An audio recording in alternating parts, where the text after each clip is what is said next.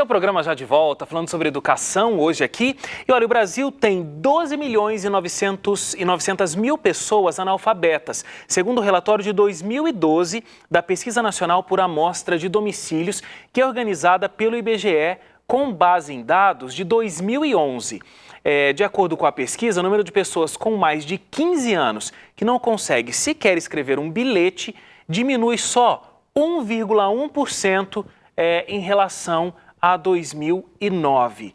Então, assim, ainda existem muitas pessoas analfabetas, esse é um problema brasileiro. Agora, inclusive, como a gente estava conversando no intervalo também, esse não é o grande problema, né? Porque esse aqui é o analfabeto, aquele que não consegue ler, não consegue escrever, não consegue fazer um bilhetinho aí. Não identifica nada. Não identifica nada. Agora, existe o analfabetismo funcional, que é um grande problema hoje. A pessoa sabe ler e escrever, mas ela não consegue interpretar, não consegue apreender os sentidos. E esse é o problema com as estatísticas, porque você pode perguntar para uma pessoa, você sabe ler? E a pessoa pode saber as vogais, pode saber, e ela falar que sabe ler. Mas, na verdade, quando você vai no fundo, você sabe compreender, e aí as cifras, os números, eles crescem muito.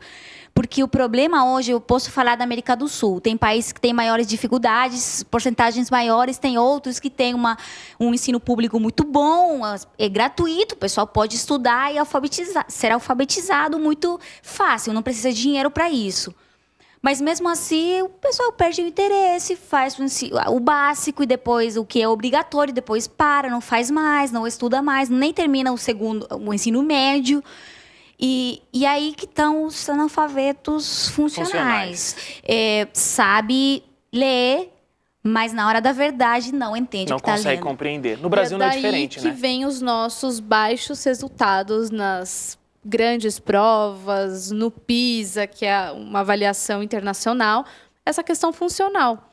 Então, como ela falou, sei, mas na hora realmente existe uma grande dificuldade de interpretação daquilo que está sendo falado. E existe o analfabeto funcional, agora existe também a dificuldade de interpretação de texto que é grande, né? Não só de texto, mas, por exemplo, de números também. Existem de números, os analfabetos estatísticas, de gráficos, matemáticos, né? Em matemática. Acho que eu sou analfabeto matemático. Que às vezes até as questões básicas, realmente, numa conta ali do supermercado, não consegue resolver. Eu acho que voltamos à mesma coisa. Educação não é informação, é ensinar a pessoa a pensar, a processar essa informação por si mesma e chegar e compreender, analisar, decodificar, se fala em espanhol, acho que em português também. Descodificar o seu contexto, o seu entorno e dali tirar as suas conclusões e fazer essas conclusões úteis para a vida dele. Isso que a educação precisa. O que a educação está fazendo e não está fazendo para conseguir esse objetivo é o problema. É uma educação que, como falamos, começa em casa e vai na escola. São as duas as responsáveis. E até mesmo o entorno, quando a casa... A sociedade, de um modo geral, né? A sociedade inteira tem a responsabilidade de ensinar a pensar. Porque, assim, hoje em dia, de que serve que eu saiba, sei lá, a história da Segunda Guerra Mundial? É bom, é informação geral e tudo. Mas eu entro no Google, vou lá e eu já posso saber tudo. Entre aspas, né? Mas o que é importante? Eu preciso tirar uma conclusão disso para a minha vida. Da história, por exemplo, mas de outras coisas. Eu preciso aplicar isso na minha vida e poder fazer uma diferença. Se eu penso, eu já sei a informação. Eu acho que aí está o grande papel do professor como esse facilitador, né? Exatamente. Ele conseguir fazer com que essa lição saia do quadro para a vida prática do aluno. Como chamam, né? É o aprendizado por significado. O que realmente faz sentido para aquele aluno, naquele momento, enfim. De acordo com a cultura que ele está vivendo, às vezes o que está no material que o professor está usando, que é usado, enfim, no Brasil inteiro, não faz sentido para ele. Então, quando o professor traz aquilo que faz sentido, que tem significado, que está no dia a dia dele, isso torna realmente o aprendizado real. Aí ele pode falar, olha, que legal. Busca uma referência. Isso, professor, isso eu já vi, isso tem na minha casa. Isso realmente traz relevância à educação. E outra coisa muito importante, todos somos diferentes. E isso não significa que tem pessoas que são mais inteligentes que outras. São formas diferentes São formas de aprendizado. diferentes de aprendizado, de processar a informação, de decodificar. E o professor, nessa cultura do individualismo, que eu me preocupo só, o professor se preocupa por chegar na aula, passar e já acabou. Não, eu tenho que me preocupar pelo aluno, porque eu preciso saber o que serve para ele, o que é importante para ele. Como eu posso fazer que essa informação vire realmente uma coisa que signifique para o aluno. Que algumas vezes é diferente para aquele colega que está do lado dele. Exatamente. Mas é difícil a vida do Agora, professor com uma sala de 40 alunos. Eu queria lançar um né? assunto para você que é muito interessante para você tratar aqui no seu programa. Não sei Vamos lá. se você já tratou, mas é a criatividade. Que é, quando a gente fala sobre educação real mesmo, a gente esbarra muito no assunto da criatividade, que é, às vezes, alguns teóricos escrevem que é o professor que tira a criatividade do aluno por coisas tão certinhas dentro da escola. Dizer. E a criatividade é algo que se exige muito dentro de uma empresa, dentro do seu trabalho, você inovar. E por que talvez a gente esteja perdendo essa característica que é do ser humano dentro da escola? Ah lá, Leilane, sugestão de pauta aí da Alessandra. Mas é porque isso... Ah lá, anotada. É porque isso realmente é uma educação que faça sentido. Com certeza. Né? Vamos viajar com a Gianina até o Peru, então, para a gente ver o que ela encontrou por lá. Daqui a pouco a gente volta comentando. Acompanha.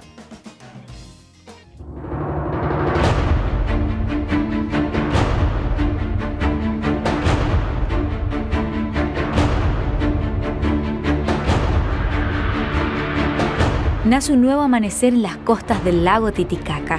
Ubicado a más de 3.800 metros sobre el nivel del mar, sus aguas bañan y abastecen a esta tierra que vio nacer los orígenes de América del Sur. Laderas y montañas colmadas de historias. Ciudades y barcos ocupados por gente que hoy despierta un nuevo día inmersa en su realidad.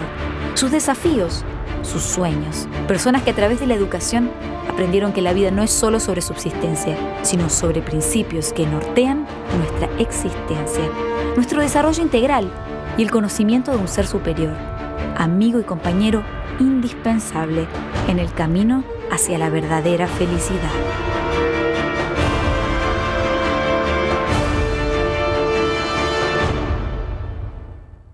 Gianina falando sua língua materna. Você viu? É diferente, né? Voz. Muda bastante. Muda bastante. É uma cultura riquíssima, né? Sim. Do Peru. Milenar também. Milenar. Né? Nossa, você falou, eu tenho 2 minutos pra falar com você e eu fiquei apavorada. Não sei o que você quer que eu fale. Tem muito pra dizer muito sobre pra dizer, eles. né? É a mesma coisa que eu disse antes. É uma educação que ela consegue se adaptar com as culturas, com as diferenças, se fazer relevante para as diferenças culturais e para as realidades das pessoas dos diferentes lugares. Lá é uma escola adventista, ela é uma escola adventista flutuante. Eles são uma tribo indígena que eles moram... Aquela balsa que a gente viu é uma escola adventista flutuante? Exatamente, tinha um predinho ali, uma casinha, é a escola adventista. Esses é uma tribo que eles chamam Los Uros. Uros significa novo amanhecer, um amanhecer. Eles ficam... Puno é uma cidade muito importante do sul do Peru. O lago Titicaca ele é imenso, ele é gigante, muito bonitos, águas celestes, muito lindo, muito lindo. Gostei muito de lá. 3.800 metros de altura, é muito difícil de respirar. Imagino. E de não enjoar e passar mal. É fronteira com a Bolívia. Sim, uma região que tem muito, muito nativo. Essa tribo, eles eram até não muito tempo atrás, até uns 60 anos atrás, eles não tinham sido colonizados, eu não sei nem como falar isso, mas eles receberam a civilização, por falar de alguma forma, eram pela nômades. Educação adventista. Não, eles não eram nômades. Não. Eles montaram essas ilhas ali, ilhas feitas de palha, de junco, se fala em espanhol, junco. Totora, na verdade, é o nome, Totora. Eles montam, fazem umas construções e vai aprofundando até o fundo do lago, vai construindo em cima. Essas coisas vai baixando com o tempo e tal. Bom, ali chegou a educação adventista 60 anos atrás, começaram uma pequena escolinha e hoje em dia é a única escola que tem nessa região que trabalha com esse grupo de pessoas que passaram de ser recoletores, só pescar, Muito a legal. hoje em dia se dedicar ao turismo. Muito legal. Meninas, olha, parabéns pelo programa de vocês. Espero que Deus continue dando sabedoria e saúde, acima de tudo, para tantas viagens e conseguir fazer esse programa. Que Deus abençoe muito vocês e obrigado pela participação aqui com a gente. Obrigada pelo convite. Gente, a gente fica por aqui. Foi rápido, mas foi muito legal o programa de hoje, né? Aprendemos bastante das diferenças. Amanhã, aquele programa especial que eu venho falando aí desde a semana passada, a gente vai fazer um panorama bastante geral sobre a situação nas Filipinas. Então, nosso encontro a partir das 5 horas, você não pode perder, é o seu programa. Um abraço para você e até lá. Tchau, tchau.